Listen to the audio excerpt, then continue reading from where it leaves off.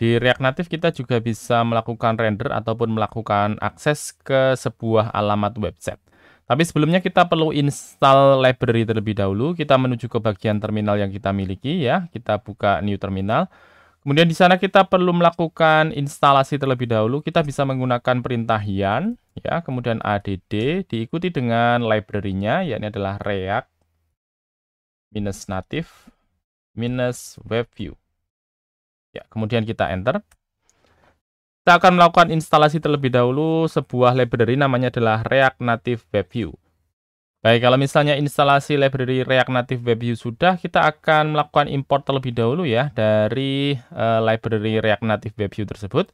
Kita menuju ke bagian atas, kemudian kita tuliskan di sana import.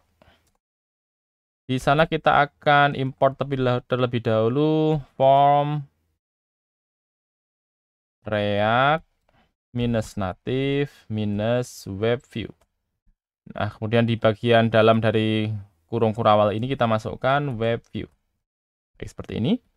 Kemudian kita akan menampilkan di dalam return ini komponen yang baru saja kita import, yakni adalah webview. Untuk view ini kita hilangkan, ya, kita blok, kemudian kita delete.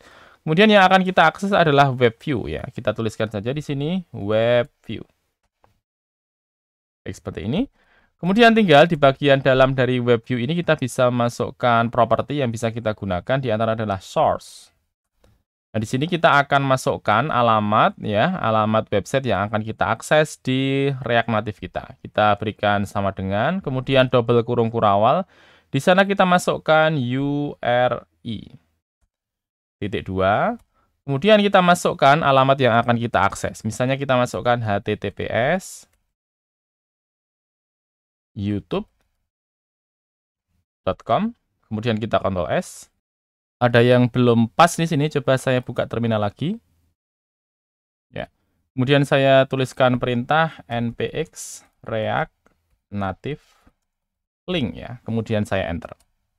Baik, kemudian saya coba restart lagi untuk emulator dan juga metronya.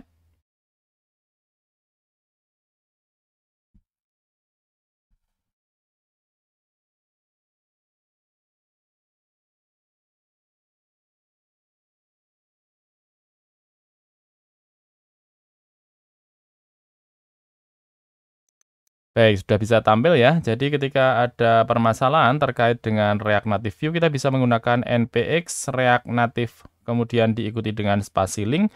Kemudian kita ulangi untuk menjalankan React Native Run Android dan juga React Native Start untuk menjalankan metronya. Nah, selain dengan menggunakan memasukkan source di sini, kita juga bisa memasukkan HTML ya. Kalau sebelumnya kita menggunakan properti source, kita juga bisa menggunakan properti yang lain. Di sini tertulis source, kemudian diikuti dengan URI ya. Kita juga bisa memasukkan untuk hal yang lain ya. Di sini kita masukkan langsung alamatnya. Kita juga bisa menuliskan tag HTML di sini. Misalnya kita tuliskan HTML ya. Kemudian di dalamnya kita masukkan tag HTML yang kita inginkan. Misalnya kita masukkan H1. Kemudian kita tuliskan hello dari HTML. Ya, kemudian kita Ctrl S. Nah, dia biasa menuliskan di bagian web view-nya tulisannya adalah hello dari HTML. Dan dengan menggunakan web view ini kita juga bisa masukkan tag HTML nantinya dan kita bisa melakukan styling sesuai dengan yang kita inginkan.